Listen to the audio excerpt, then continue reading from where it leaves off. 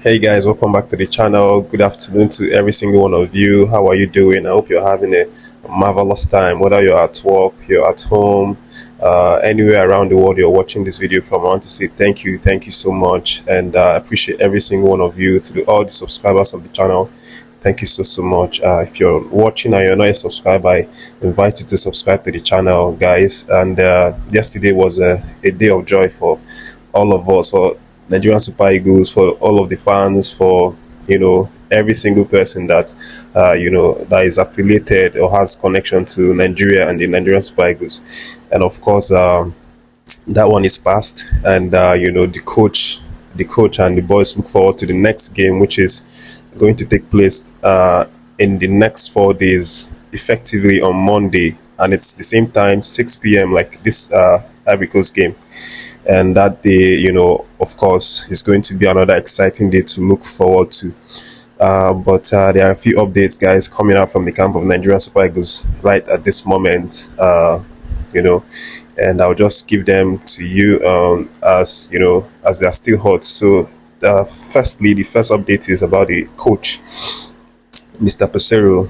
You know, he really impressed everyone. He's had massive criticism since he took over the job. Nigerians,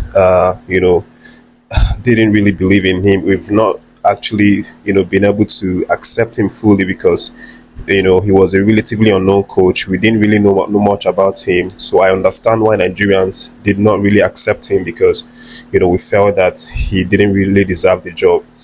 But the coach has now, started proving his critics wrong, started, impressing, especially with the recent game that we played against Ivory Coast. And we're now beginning to see that this coach actually might be a tactical genius, in the way that he actually deployed these boys in a different formation. In one single match, we saw about 2 to 3 formations, and he was arguably the masterclass behind the victory, against Ivory Coast.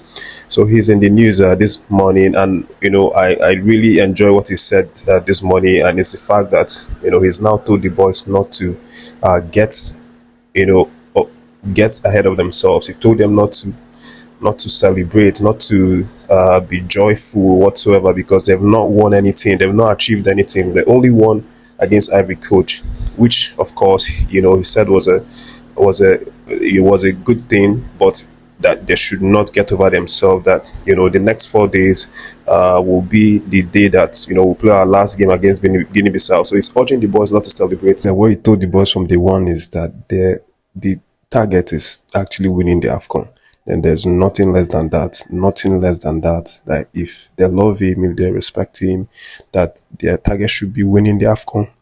So that's what he said. He told the boys, and obviously he's come out now to try and calm them and tell them not to savor this victory and to focus on the next game, which will be on Monday. And hopefully we get to win that one and top the group. Hopefully, when you top the group, you're going to meet a much easier opponent. So that's the target right now for Peseiro. So the boys are going to take some rest, obviously today, and tomorrow they'll go again. That's the update from Peseiro's side. And then again, the assistant coach was in the news this morning. The legend himself, Finidi George. If you recall, in one of my videos, I updated that he left the Enyimba job to take up the assistant coaching duty for Nigerian Super Eagles. So he's been working closely with Peseiro, and that masterclass of a formation, of a tactics that we saw yesterday, it wasn't all Peseiro. It was also Finidi George. So the pair actually put heads together to bring out that masterclass formation that actually soaked up the pressures from the Ivorians, and of course reshaped us into a formation that that helped us to attack them as well. So Finidi George has been in the news. What he's saying is, it's almost the same thing that Peseiro is saying, that although everybody's happy, that we got that victory against Ivory Coast, and of course they themselves, being the coaching unit, they are very, very happy because their tactics, their plans, their strategies actually worked out, on the night. But he's also maintaining the fact that the boys should not get over themselves, that they still have a long way to go, that they've not really done anything yet. They've not really done anything. That the focus will now be on the next game, which is this Monday against Guinea-Bissau. And of course, Guinea-Bissau is not an easy team to play. We actually played with them in the qualifiers last year. They won us first in the Abuja National Stadium, and then in the reverse fixture, we went to their home and then we won them. The two games ended 1-0, 1-0. And, based on this, you know that these guys are not really cheap. They are not easy. They may be having a bad day in AFCON, losing two games on back to back, but they are definitely still a tough side to play. And that's what Finidi George has now come to reflect, that the guys should focus on this game. Next update I have here is the one of Ivory Coast head coach Jean-Louis Gasset. So he's now come out to say that yesterday's game was arguably the toughest match that his team had to play. And he said that the Nigerian team were obviously very, very strong. They completely outmuscled his boys and won the physical battle. But he also believed that his boys done enough to have gotten something from that match. And he heaps praises to the coaching team, or the whole tactical genius that Peseiro and his team actually pulled up on that night. But then again, he believes that his team is not down and out already, that they still have a chance, they have a fighting chance in that group to possibly even top itself. And of course, if you want to check that mathematically, it's still possible, because Ivory Coast has 3 points, and their last game they can still have up to 6 points if they win it. And Nigeria has 4 points. Equatorial Guinea has 4 points. Guinea-Bissau has 0 points.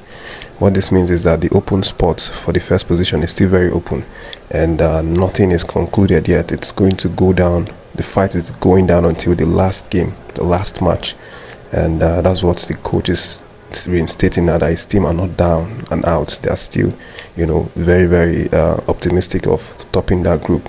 And then let me go on to the next update I have, and it's the one of Stanley Nwabali, the guy that has been rock solid in the polls for us. We've been impressed. I personally have been impressed. Watching this guy, back to back has been a revelation to our goalkeeping department. And one thing I love about him is the fact that he always comes out to demand more from himself, and he's making the news right now. For this same reason, he's now come out again to demand more of himself, that he is not satisfied with what he's done. Remember, this guy kept a clean sheet. He was very instrumental in blocking out 3 saves for us, but he has still come out now to say that he is not impressed, that he is far from being his best. This is what I love to hear about, this is what I like to hear people, professionals say. And of course, we wish him all the best. I'm just so happy for him to have kept that clean sheet, and then he's definitely going to continue, to make appearances for Nigerian Super Eagles, because he's definitely, impressing everyone, not just the coaching staff, but also the fans as well, who are beginning to love him, who are beginning to, see an Inyama reincarnate in him. And I'll just leave that one, then I'll go to the next update, which is that of William Troost Ekong. William Troost Ekong actually sampled Fela's tattoo on his arm. He reviewed it. He reviewed it, not intentional, but it was at that minute when he was trying to take that penalty, and then it showed on his arm. And of course, now journalists were quick to just take photographs on that one, and then now it's circulating all over the social media. And it's just so glad to see that these players who are in the national team, who are not in fact born and bred in Nigeria, actually respect the history of the country, the legends, of the country. Of course, Fela is one of those legends. Not only for the fact of his Afrobeat influence, but also for the fact that he was an activist, for Nigeria, for poor people, and it's just so great to see our players, love these legends, respect these legends, pay homage to them, even though these players, most of them, were foreign players that just got called up and who didn't really know the history of the country and some of the things that poor people suffered through. And I'll just go straight to the last update, and it's the fact that Arsenal legend Ian Wright was less than impressed with the situation of the stadium. That's Alaza Quatara Stadium that we played that match against Ivory Coast yesterday.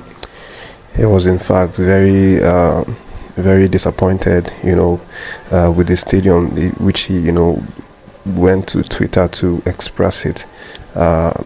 Of course, that stadium is considered one of the best in Africa currently, and but then the stadium that based on the updates, the patches of dead grass, brown grass, on that pitch, according to the report, and obviously Ian Wright, saw that, and he's not happy. He felt that the stadium should be in a more, high standards level, because it cannot be hosting the Nations Cup matches, and then he has some patches of dead grass or brown grasses, something like that.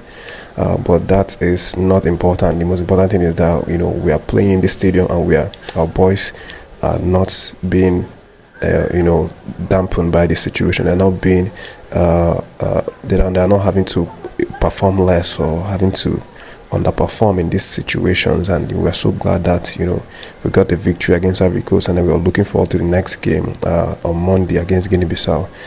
Thank you guys for catching this update. Those are all the updates that I have for this video. Thank you guys for joining in again to catch this one. I appreciate every single one of you subscribers of this channel. Thank you so much. If you're just catching the video for the first time and you're not subscribed, I invite you to subscribe to the channel and stay tuned for more updates.